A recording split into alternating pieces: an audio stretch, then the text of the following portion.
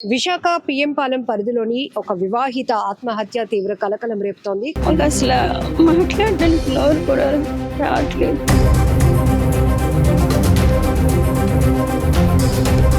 కానీ ఏమైందన్నది ఎవరికి తెలియటం లేదు.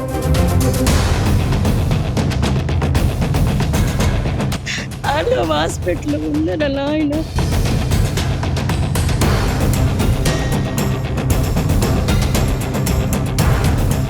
కృష్ణవేణి పెళ్ళైన 40 రోజులకే ఒక రకంగా చెప్పాలంటే నవవధువే ఆత్మహత్య చేసుకున్నటువంటి పరిస్థితి ఉంది. అయితే ఈ మృతిపై అనేక అనుమానాలు కూడా ఉన్నట్టుగా పోలీసులు దర్యాప్తు వేగవంతం చేస్తున్నారు. ప్రస్తుతం అయితే మనం విశాఖ కేజీహెచ్ మార్చరీ దగ్గర ఉన్నాం.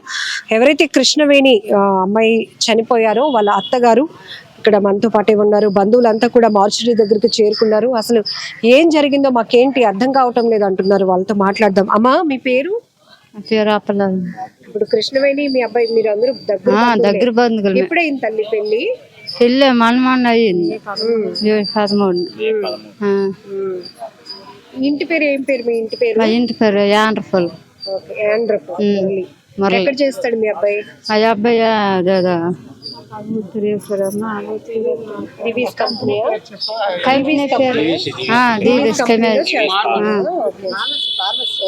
ఇప్పుడు ఈ కృష్ణవేణి మీ కోడలలో ఏ ఊరు? మిర్తాల్ సాలూరు దగ్గర, విజయనగరం సైడ్. మరి పెళ్ళైన దగ్గర నుంచి మీ అబ్బాయి అమ్మాయి ఇద్దరు సరదా గుందరమ్మ, సరదా తిరుగురమ్మ. నిన్నే ఊరికెళ్ళి వచ్చినా మా పిల్లల మామన్న పిల్లలు ఇటు వెళ్ళిపోతున్నా అన్నాను, అటు వెళ్ళిపోన్నా. నిన్న ఫోన్ చేసినాం, మొన్న ఫోన్ చేసినాం, రోజు ఫోన్ చేసుకుని ఉంటాం.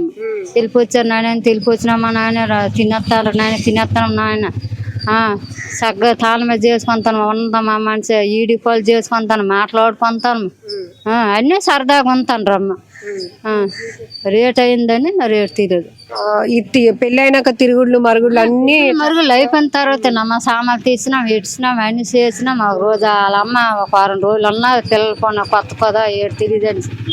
ఆ తర్వాత నేను వస్తానంటే అమ్మ మరి నువ్వు ఇద్దరు నీళ్ళకి ఇబ్బంది పెడుతుంది, దేశకాలం నీళ్ళు సాలుతాడు అనుకో. మా అమ్మ వస్తాను, వండుకుంటాను, తినేస్తాను. మా అమ్మ మాకు ఏటు సాలు బియ్యం అయితే చాలా ఆయన సనిది పిల్ల.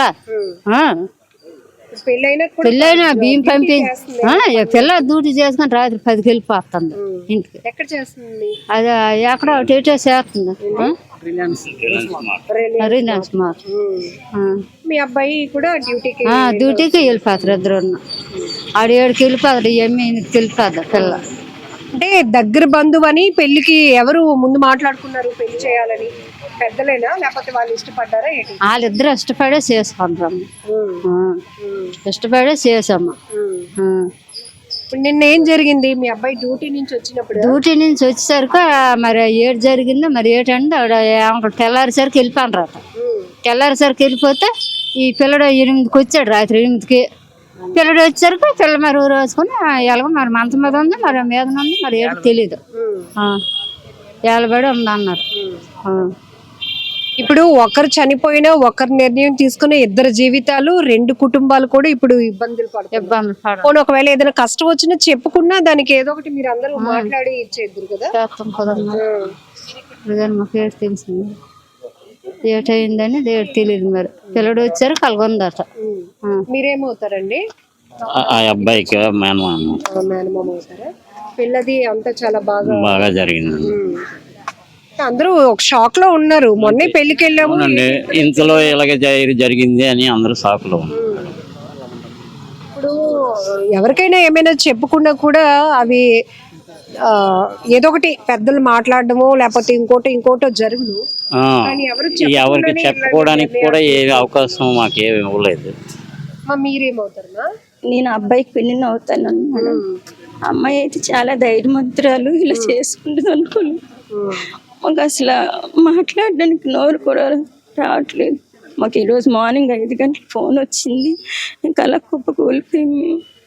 తను చాలా ధైర్యవంతుడు. పిల్లలిద్దరూ మంచివాళ్ళండి. అమ్మాయి కూడా చాలా మంచి, చిన్నప్పటి నుంచి తెలిసిన సంబంధం. అబ్బాయి కూడా చాలా మంచి, వ్యసనాలు ఏమీ లేవు. మరి ఏం జరిగిందో భగవంతుడికి తెలియాలి మేడం. ఇద్దరు మా మాయ అక్క కూడా చాలా అమ్మాయికులకు అసలు ఏం తెలియదు కూడా, చాలా అమ్మాయికు మనకి ఏం తెలియదు. మా మాయ క్యాన్సర్ వల్ల ఇన్ని రోజులు అతను వాళ్ళు హాస్పిటల్ ఉన్నారు. అలా ఆయన మేము అసలు ఏం మాట్లాడలేకపోతున్నాం మేడం, మా వల్ల కావట్లేదు. ముందు ఇద్దరు ఇష్టపడి మీ బంధువుల దగ్గర పెట్టారా ఇట్లా మేము ఇష్టపడే మేడం, ఆవిడ చిన్న కూతురు ఇష్టపడి ఇద్దరు ఇష్టపడి చేసుకున్నారు. చాలా బాగున్నారు. అసలు అల్లయ్య బాగుంటది అని అనుకున్నాను, ఇంత దారుణం సరిపోద్దని అనుకోలేదు. అమ్మాయి ఏం చదువుకుందా? అమ్మాయి ఏం చదువుకుని నాకు తెలియదు మేడం, వాళ్ళకి ఇంటర్ చదివింది. ఇప్పుడు రిలయన్స్ మాటలో చేస్తున్నారా గోపాలపట్నంలో? మధురవాడ వెళ్ళిపోయారు, అక్కడి నుంచి ఇక్కడికి ట్రావెల్ చేస్తుందా? చేస్తుంది మేడం.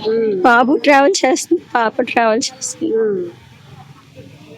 పెళ్ళి అవగానే కొన్ని వాళ్ళకి డ్రీమ్స్ ఉంటాయి, చక్కగా ఒక చోట ఉందాము, మన ఇంటికి ఎవరు వచ్చినా అన్ని ఏర్పాటు చేసుకుందాము, ఇలా పిల్లలు మేడం ఎయిర్పోర్ట్లు అన్ని బాగా చేసుకున్నారు. డిమార్ట్కి వెళ్ళి చాలా సామాన్లు తెచ్చుకుందా పాప.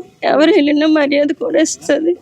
ఇద్దరు మంచి వాళ్ళే మేడం. ఏం జరిగిందో కూడా అర్థం కావట్లేదు, ఎవరు మీకు కూడా తేరుకోలేకపోతున్నాం.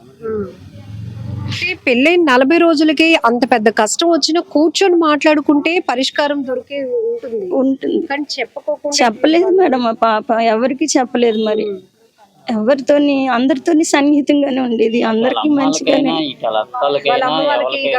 ఎవరికి చెప్పలేదంట. అమ్మాయికి అక్క చెల్లెలు అవును, అగుండ చెట్టు కింద కూర్చున్నారు ఉన్నారు. తనకి 2 అక్కలు, అమ్మ నాన్న, పెద్ద ఫ్యామిలీ మేడం. ఫ్యామిలీ ఎవరో ఒకరికి చెప్పకుండా అయ్యేది. ఇప్పుడు ఈ మురళికి అన్నదమ్ములు ఉన్నారా? అక్కుంది మేడం, అక్కుంది. అక్క కూడా అదే ఊర్లో ఇచ్చారు, ఈ అమ్మాయి ఇంటి పక్కనే ఇచ్చారు. అంటే మా అక్క వాళ్ళ తమ్ముడికి ఇచ్చారు, తాతగారేనండి.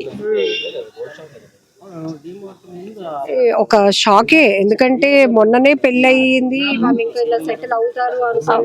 అవును మేడం, షాకే.